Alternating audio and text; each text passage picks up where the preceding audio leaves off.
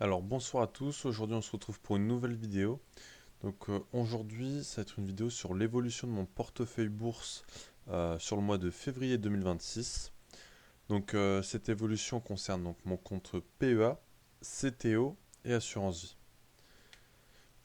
Alors dans un premier temps, on verra donc le PEA, qui est donc le plus gros support d'investissement euh, par rapport au total.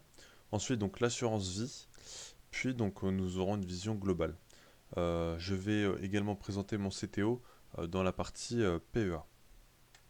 Donc avant toute chose, les investissements comportent des risques de perte en capital. Donc les informations présentées dans ce contenu sont fournies à titre strictement informatif et pédagogique. Et elles ne constituent en aucun cas un conseil financier. Pour le PEA, ici j'ai mis un tableau sur la performance de mon PEA vis-à-vis aussi des autres benchmarks, autres indices. Donc en février 2026, on voit que mon PEA a gagné 434 euros et 46 centimes de plus-value latente, soit une performance de 3,99%.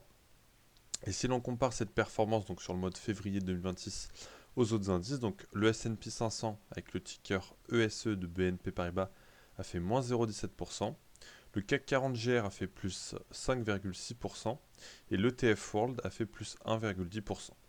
Donc ici, je vois que sur le mois de février 2026, je surperforme le S&P 500, le TF World. Par contre, je sous-performe le CAC 40 GR.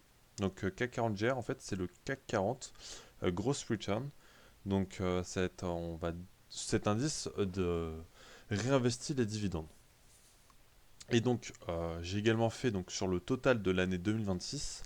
Et donc ici, je suis seulement en plus-value de 50 euros, soit une performance de 0,5%. Le mois de janvier a été très négatif pour moi, mais le mois de février a réussi à compenser ceci.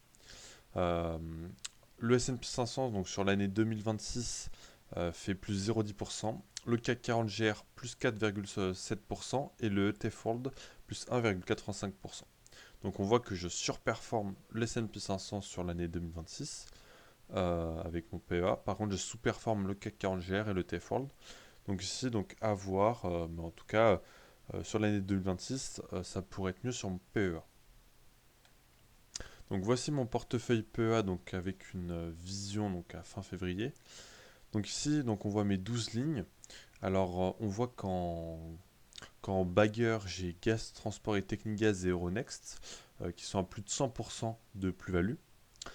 J'ai également une grosse ligne sur Robertet avec plus 5% de plus-value. J'ai également des plus petites lignes Virbac et Total Energy qui sont à 10, 15 et 24% de plus-value respectivement en latent. Equasens, qui est ma plus grosse ligne en valeur PRU, euh, euh, elle constitue une moins-value pour l'instant de moins 15%. Et enfin, il y a aussi des petites plus-values, des petites moins-values, excusez-moi, donc ST Microelectronics et LVMH, à moins 3,80% et moins 5,80% respectivement. Et enfin, mes grosses moins-values, ça va être Rémi Cointreau et Téléperformance à moins 60 et moins 63%. Pernod Ricard et Edenred constituent également de grosses lignes et ont une moins-value latente de moins 25 et moins 27%. Donc on voit quand même que j'ai des grosses lignes en moins-value, Téléperformance et puis Rémi Cointreau, que je n'ai pas encore renforcé. On voit que j'ai aussi des lignes que j'ai pas mal renforcées, donc Pernod Ricard et Edenred, où j'ai des moins-values entre 20 et, moins 20 et moins 30%. Ensuite, le reste, ça va, et j'ai aussi des bonnes plus-values. Sur la performance year-to-date 2026, depuis le début de l'année 2026, Equasens fait moins 21,2%, ce qui pénalise ma performance du portefeuille, puisque c'est ma plus grosse ligne. Téléperformance fait moins 18%. LVMH moins 15% et Robertet moins 0,3%. Donc ça va être mes 4 lignes qui sont dans le négatif depuis le début de l'année 2026. Et concernant mes lignes positives, les 3 meilleures sont GTT, Total Energy et ST Microelectronics qui font plus 24, plus 20 et plus 21%. Euronext et puis Rémi Cointreau font plus 11,5% et 14,9% respectivement. Donc c'est également de très belles performances en 2 mois. Et enfin, donc il y a Pernod Ricard, Edenred et Virbac qui font donc plus 7,2%, plus 4,3% et plus 4,7%. Donc ici, pourquoi il y a de telles performances sur GTT? Donc elle a reçu pas mal de commandes en début d'année. Les résultats qu'elle a publiés ont été plutôt bien accueillis. Donc elle a fait un record de chiffre d'affaires en cette année 2025 et prévoit donc une stabilisation sur l'année 2026. Voilà, donc c'était plutôt bien accueilli par le marché boursier. Total Energy, donc il y a une augmentation du prix du baril. Et puis notamment on peut penser que euh, le fait que Total Energy soit coté à New York ait augmenté la liquidité du titre et donc le nombre d'acheteurs. Et ST Microelectronics bénéficie d'un point bas, donc le management a indiqué qu'il y aurait un point bas au T4 2025 et que maintenant 2026 sera une année de transition et de redressement de la situation. Et concernant mes lignes en moins-value, donc en year-to-date 2026, donc Equasens, il n'y a pas eu vraiment de news, pourtant les résultats ont été bons, plus 9% de chiffre d'affaires. On attend maintenant les marges. Téléperformance, donc il y a toujours des doutes sur l'IA. LVMH, moins 15%, parce que les résultats n'ont pas été bien accueillis par le marché. On peut regarder Hermès ou Moncler qui ont fait des meilleurs résultats. Et Robertet qui reste flat, malgré des très bons résultats. Voilà, donc ça c'est une vue d'ensemble sur mon PEA. Et donc on va passer par la suite, on analysera plus en détail les montants investis, etc. Donc l'évolution de PEA depuis donc, janvier 2024, donc je n'ai pas retracé la performance avant janvier 2024. Donc en bleu, les colonnes en bleu, ça va être le, le montant des versements cumulés. Et en rouge, ça va être l'évolution de mon portefeuille PEA, donc à la valeur de marché. Donc on voit que la plupart du temps, mon PEA est inférieur à la valeur de mes versements cumulés, donc c'est-à-dire que je suis en perte. On voit qu'en février 2026, donc c'est un petit peu remonté. Donc là, mon objectif, ça serait de repasser dans le vert, puisque ça va faire maintenant 3 ans que j'ouvre un PEA, et donc j'aimerais donc retrouver un rendement positif sur cette année-là. Donc sur les mouvements du mois de février sur PEA et son compte titre, donc sur PEA, j'ai fait donc un renfort de. Donc j'ai acheté 10 actions Equasens à 34,35 €, donc pour un total de 344 euros. Donc j'ai acheté le 20 février, donc quand elle avait bien baissé, et que ses résultats, comme je le disais, ont été plutôt bons d'un point de vue chiffre d'affaires. Maintenant on attend les marges. Il y a aussi une inquiétude, il y a eu toute une inquiétude début mi-février lorsque Anthropic et notamment, enfin de manière générale, les IA peuvent maintenant faire des logiciels un peu comme comme les logiciels, les entreprises logicielles. Donc tout ce qui est Adobe, Dassault Systèmes, notamment dans le CAC 40, Salesforce, etc., se sont fait massacrer en bourse et Equasens n'y a pas échappé. Pour moi, je pense que Equasens ne va pas se faire disrupter par l'IA, vu que le marché donc, de la santé, pour moi, est quand même assez réglementé et c'est assez niche. Donc je pense pas que ça va se faire disrupter tout de suite en tout cas. Donc j'ai renforcé, je reste confiant et donc c'est devenu la première ligne de mon portefeuille en termes de montant investi et également en termes de valorisation.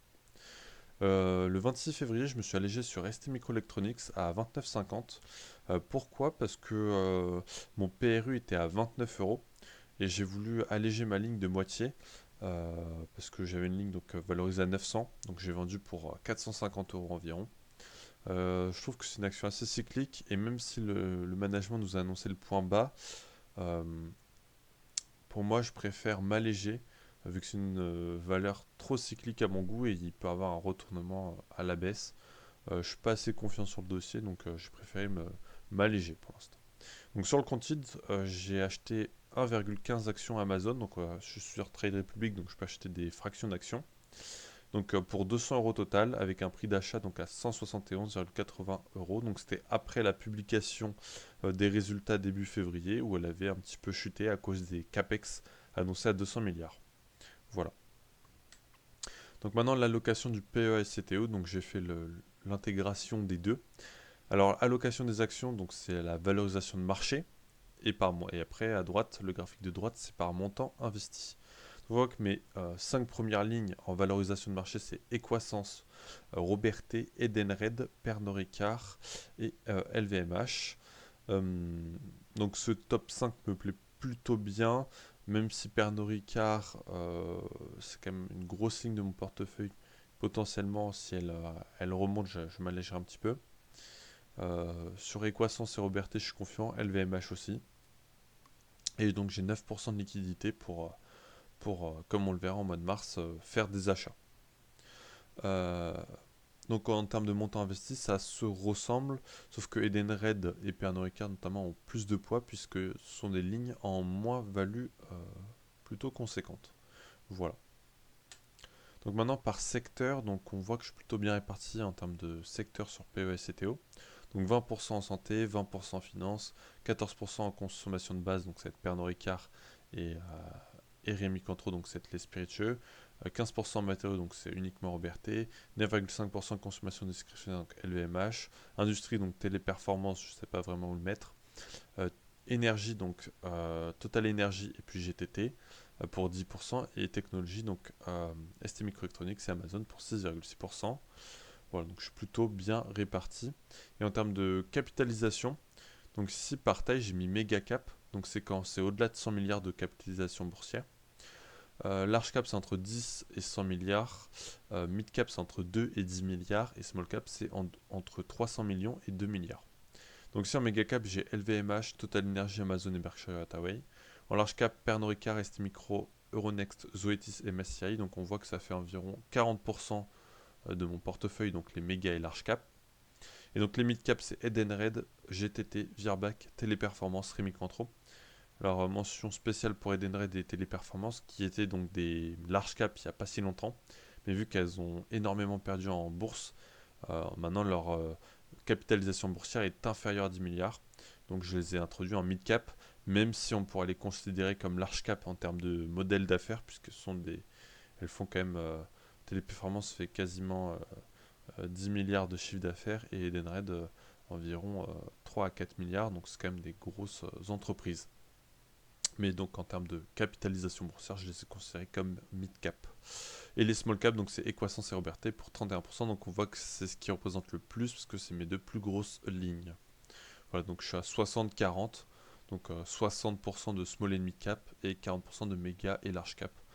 Donc à l'avenir, j'aimerais plutôt être dans du 50-50, donc pourquoi pas acheter un peu plus de large et méga cap. Donc maintenant l'assurance vie. Donc l'assurance vie, donc j'ai fait un apport total cumulé de 8650 euros et mon compte est valorisé à 9825 euros. Donc ça fait une performance de 13,59%. Et donc en bas j'ai mis donc les 4 fonds que j'ai en ETF. Donc le premier c'est l'ETF World, donc qui compose dans mon DCA 70% de la valeur. Donc on voit qu'il fait plus 12,37%. Ensuite, j'ai mis 10% en DCA sur un emerging market qui fait donc 31,2%, donc ce qui est énorme et donc surperforme le MSCI World. J'ai mis également 10% sur le MSCI Nordic, donc plus 4,34%, donc là il sous-performe. Et enfin, j'ai mis 10% restant donc sur la Moody MSCI Switzerland, donc Suisse, donc qui fait plus 20,28%, donc ce qui surperforme le MSCI World. Donc maintenant, donc, on voit l'évolution de mon, de mon compte Linksea depuis la création. Donc les colonnes en mauve sont l'historique de mes versements et la courbe en rouge, c'est l'évolution de mon portefeuille Linksea depuis la création. Donc on voit que j'ai été globalement la plupart du temps et notamment ces derniers mois en rendement positif. Donc depuis le début de l'année, donc comme on voit dans le petit graphique en haut à droite, donc sur février, mon assurance vie a fait plus 1,66% alors que l'ETF World a fait plus 1,10%, donc c'est une surperformance de ma part grâce à mes trois autres ETF. Et donc sur la totalité de 2026, je fais plus 3,68% alors que l'ETF World fait plus 1,85%. Donc ça s'explique par l'emerging market qui a fait plus 11,32%, l'ETF nordique plus 3,89% et puis l'ETF suisse qui fait plus 7,31%. Donc mes trois autres ETF surperforment l'ETF World comme si j'avais simplement fait un ETF World classique. Donc on voit que ma stratégie euh, est payante pour le moment 2026. Maintenant au portefeuille global, donc là ça va prendre en compte mon PEA, mon compte titre et mon assurance. Donc là je ne vous ai pas présenté en détail mon compte titre puisqu'il est valorisé qu'à 500 euros. Je n'ai pas jugé utile de le présenter pour le moment, mais je vais vous dire ce que je vais faire par la suite. Donc en termes d'ETF, donc le TF4 compose 30% de mon portefeuille bourse. Donc la totalité, donc PEA, CTO et assurance vie, donc sont valorisés à 21 938 euros. Et j'ai ma valeur PRU, donc l'ensemble de mes versements, c'est 21 150 euros, donc une plus-value de 788 euros ou 3,73% de performance depuis que j'ai commencé la bourse sur mes différents supports. Donc ça reste assez minime et j'aimerais améliorer cette performance en 2026. Donc si on voit la répartition de mes actifs au total, donc, comme je le disais, le MSCI World fait 30% de mon portefeuille, suivi d'Equasens 8%, Robertet 8%, Edenred 6%, Pernod Ricard 5,7%, puis ensuite vient mes autres ETF, puis le restant de mes lignes. Donc je suis assez content parce que le TF World a réussi à prendre de la place dans mon portefeuille, qui compose quasiment un tiers. Et donc j'aimerais par la suite faire, comme on le verra, 50-50 en termes d'actions et ETF.